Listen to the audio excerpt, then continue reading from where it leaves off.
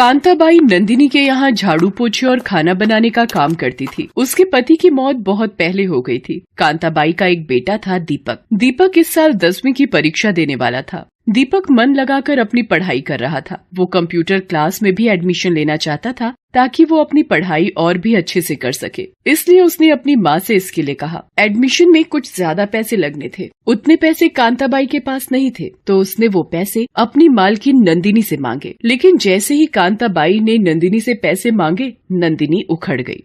अरे, जब देखो पैसे मांगती रहती हो। पैसे क्या कोई पेड़ पर उगते हैं? महीने के अंत में तो देते ही है ना तुम्हें तुम्हारी तनख्वाह। मुफ्त में तो काम नहीं करवाते तुमसे।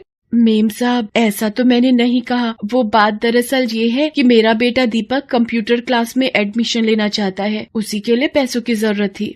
नंदिनी ये सुनकर तो और भी आग बबूला हो गई। वाह वाह वाह वाह वाह, ये लो, इसे कहते हैं जेब में फूटी कौड़ी नहीं और सपने देखेंगे 5 स्टार में पार्टी के। देखो कांता, तुम्हें बुरा लगे या भला, लेकिन सच बोलने में अगर किसी को बुरा लगे तो मैं क्या कर सकती हूँ?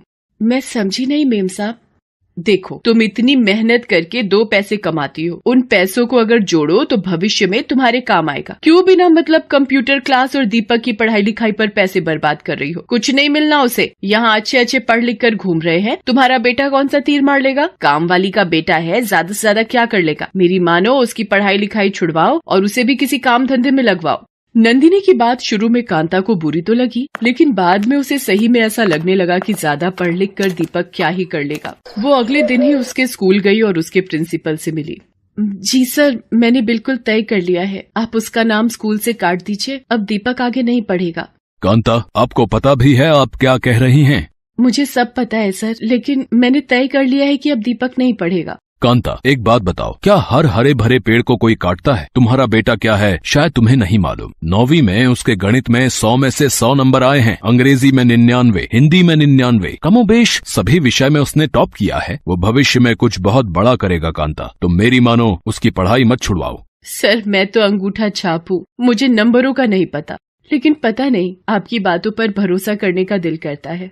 ये कहकर कांता वहाँ से चली गई। घर जाकर उसने अपना मंगलसूत्र बेच दिया, क्योंकि वो अब उसके किसी काम का नहीं था। कांता नंदिनी के यहाँ काम करती रही। दीपक ने कंप्यूटर क्लास में एडमिशन ले लिया। धीरे धीरे समय बीता। दीपक ने बोर्ड की परीक्षा दी। जब उसका रिजल्ट आया तो वो पूरे स्कूल में फर्स्ट आया था। नंदिनी को भी ये बात पता लग गई। वो मन ही मन बहुत चिढ़ गई। उसे लगने लगा कि कांता ने उसकी बात नहीं मानकर उसका अपमान किया है। खैर, उसने ये बात उससे कही नहीं, लेकिन ये बात उसके मन में बैठ गई थी। कुछ समय और बीता। इंटरमीडिएट में भी दीपक ने टॉप किया। वो ये बात अपनी माँ को बताने खुशी खुशी घर पहुँचा, लेकिन घर पर उसकी सारी खुशी आंसुओं में बदल गई। उसने देखा कि उसकी माँ बेहोश पड़ी है। वो उसे लेकर अस्पताल पहुँचा।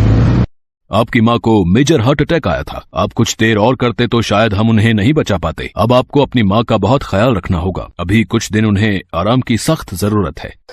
कुछ दिन बाद कांता अस्पताल से आ गई। वो फिर से काम पर जाना चाहती थी, लेकिन दीपक ने मना कर दिया। नहीं माँ, अब तुम काम पर नहीं जाओगी, मैं काम करूँगा। अरे, ये कैसी बातें कर रहे हो? अभी तो तुम्हें बहुत पढ़ना है, आगे बढ़ना है। नहीं माँ, मुझे जितना पढ़ना था मैंने पढ़ लिया। अब मुझे तुम्हारी देखभाल करनी है। नहीं बेटा, चाहे कुछ हो जाए, मैं तुम्हें पढ़ाई छोड़ने बिल्कुल नहीं कहूँगी। मुझे आज भी याद है, तुम्हारे प्रिंसिपल ने मुझसे कहा था कि तुम पढ़ाई में बहुत अच्छे हो, इसकी पढ़ाई मत छुड़वाना। लेकिन दीपक अपनी जिद पर अड़ा रहा। तब कांता इस बात पर राजी हुई कि वो काम भी करेगा और पढ़ाई भी। दीपक ने कुछ जगह काम के लिए ट्राई किया, लेकिन बात नहीं बनी। वो परेशान रहने लगा। एक दिन कांता नंदिनी के यहाँ अपने बेटे के लिए कुछ काम मांगने गई। मैंने तो तुम्हें पहले ही कहा था कि बेटे को काम करने का हो, तुम्हें ही उसे पढ़ाने का शौक चढ़ा था। अब क्या हुआ, सारे शौक उतर गए? मेम साहब, वो पढ़ाई नहीं छोड़ रहा। वो दिन में काम करेगा और रात को पढ़ेगा। वो ये बातें कर ही रहे थे कि नंदिनी के पति सागर वहाँ आ गए। उन्होंने उन दोनों की बातें सुनी और कांता से कहा, कांता, मुझे अपने ऑफिस में एक ऑफिस बॉय की जरूरत है। अगर तुम चाहो तो अपने बेटे को कल से काम पर भेज दो। लो कांता, तुम्हारे बेटे के तो भाग्य खुल गए। ऐसा कहाँ होता है कि नौकरी की जरूरत हो और नौकरी चलकर घर आ जाए।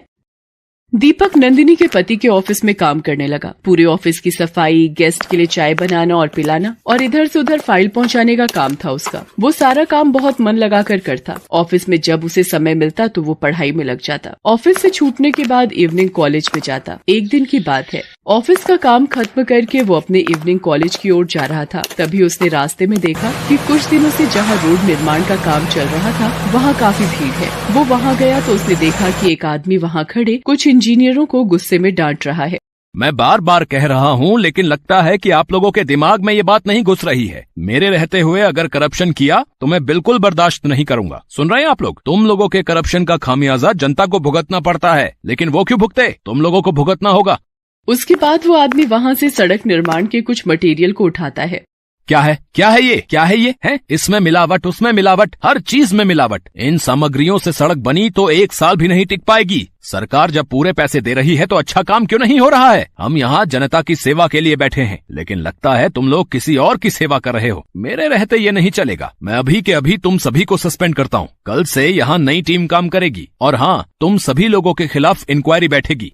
वहाँ खड़े सड़क निर्माण से जुड़े इंजीनियर उससे माफी मांगते रहे, लेकिन उसने किसी की नहीं सुनी। थोड़ी देर में वो आदमी अपनी सरकारी गाड़ी, जिस पर कलेक्टर लिखा था, उसमें बैठकर चला गया। दीपक जब घर पहुंचा तो पूरी रात उस कलेक्टर साहब के बारे में सोचता रहा। उसने तय कर लिया कि वो कलेक्टर बनेगा और जनता की सेवा करेगा। इस बीच ग्रेजुएशन की उसकी पढ़ाई पूरी हो गई। उसने उसमें भी टॉप किया। एक दिन नंदिनी कुछ काम से अपने पति के ऑफिस आई हुई थी। दीपक उस समय खाली था, इसलिए अपनी पढ़ाई में लगा हुआ था। उसे पता ही नहीं चला कि नंदिनी कब आई। नंदिनी ने देखा कि वो किताब पढ़ने में मगन है। उसने सबके सामने ही उसे जोरों से डांट दिया। तुम यहाँ काम करने आते हो या पढ़ाई करने? तुम्हें हम काम के पैसे देते हैं, टाइम पास करने के नहीं। मेम साहब, वो खाली था इसलिए पढ़ने लगा, मुझे माफ कर दीजिए। ऐसा क्या पढ़ रहे थे, जरा मैं भी देखूं तो। उसके बाद उसने दीपक की किताबें उठा ली। वो आईएएस की तैयारी की किताबें थीं। उसे देखकर नंदिनी फिर से भड़क गई। देखो, सपने देखना बुरा नहीं, लेकिन औकात में रहकर ही सपने देखने चाहिए। ज्यादा उड़ोगे तो मुंह के बल ऐसा गिरोगे कि किसी को मुंह दिखाने लायक नहीं रहोगे। नंदिनी की बात दीपक के दिल में चुभ गई। उस दिन के बाद वो ऑफिस में तो पढ़ाई नहीं करता, लेकिन अब उसके सपने और मजबूत हो गए थे। आखिरकार उसकी मेहनत रंग लाने लगी। पहले उसने प्रारंभिक परीक्षा पास की, फिर मुख्य और उसके बाद इंटरव्यू में तो उसने झंडे गाड़ दिए। जब उसका रिजल्ट आया तो आईएएस परीक्षा में उसकी ऑल इंडिया रैंकिंग 3 थी। दीपक ने ये बात अपनी माँ को बताई। मुझे तो पता था कि तू कुछ बड़ा करेगा, बहुत बड़ा। पहले तेरे प्रिंसिपल ने मुझसे ये बात कही थी बेटा। सब तेरा आशीर्वाद है माँ। तू ही मेरी हिम्मत है, तू ही मेरी सफलता, तू ही मेरी प्रेरणा। हर अखबार और न्यूज़पेपर पर उसकी कामयाबी की चर्चा हो रही थी। नंदिनी को तो विश्वास ही नहीं हो रहा था कि एक कामवाली का बेटा कैसे कलेक्टर बन गया, क्योंकि उसने तो पहले से ही तय कर रखा था कि कामवाली का बेटा तो ड्राइवर या चपरासी ही बनेगा। एक इंटरव्यू में दीपक ने अपनी सफलता के पीछे अपनी माँ का हाथ बताया और लोगों की प्रेरणा के लिए एक मंत्र दिया। कौन कहता है कि आसमान में सुराख नहीं हो सकता, एक पत्थर तो तबीयत से उछालो यारो। लाइक, सब्सक्राइब, कमेंट्स करें इस वीडियो पर और हाँ, शेयर करना भी ना भूलें।